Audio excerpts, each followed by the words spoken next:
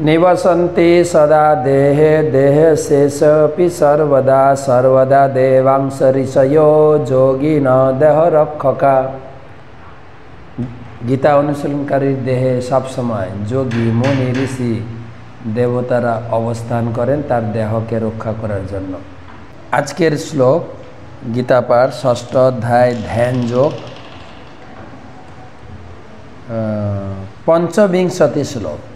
शनै शनै रूपरमेत बुद्ध्या धृति गृहीतया आत्मसंस्तन्मनो कृत्या न किंचिदपि चिन्तयेत्। शनै शनै रूपरमेत बुद्ध्या धृति गृहीतया आत्मसंस्तन्मनो कृत्या न किंचिदपि किंचयेत्। गतकाल के श्लोके बोलेছি संकल्प दृढ़ संकल्प अध्यावसाय लागবে। आज के भगवान बोलছেন धैर्य लागবে। शुधु संकल्प होले হবে না, धैर्य धैर्ययुक्त बुद्धिर द्वारा मन के धीरे धीरे आत्माते स्थिर करते हैं। अन्य किछु चिंता ना करे समाधिस्थ होते हैं। धैर्य प्रभुपाद लिखेছেন धैर्यहीনের কোনো কাজে सफल হয় না।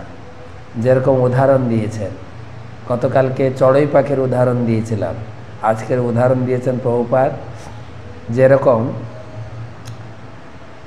आमी विदेशे गिये धैर्य धारण करे अनेक घात प्रतिघात सह्य करे এই ইসকনকে प्रचार करेছি।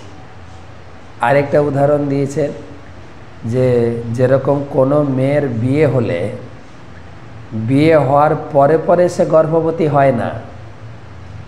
সাধারণত মেয়েদের বিয়ে হওয়ার পরে সন্তান চায়, মা হতে চায়। যদিও আপনার বলবেন এখন না, এখনকার দিনে মেয়েরা তাড়াতাড়ি মা হতে চাইছে না, একটু পরে কিন্তু আগে ছিল। প্রভুপাদ সেটাই লিখেছেন।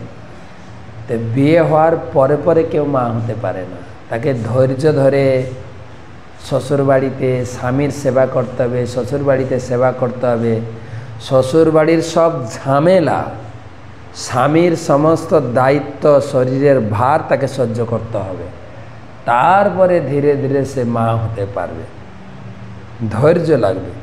প্রত্যেকটা কাজে ধৈর্য ছাড়া কোনো কাজে সফল হওয়া যায় না। পড়াশোনার ক্ষেত্রে, ব্যবসার ক্ষেত্রে, নিজের জীবনে দাঁড়ানোর ক্ষেত্রে সব কাজে লাগবে ধৈর্য। তাই ভগবান বলছেন এখানেও তুমি যোগে ভক্তি যোগে সফল হতে গেলে লাগবে ধৈর্য।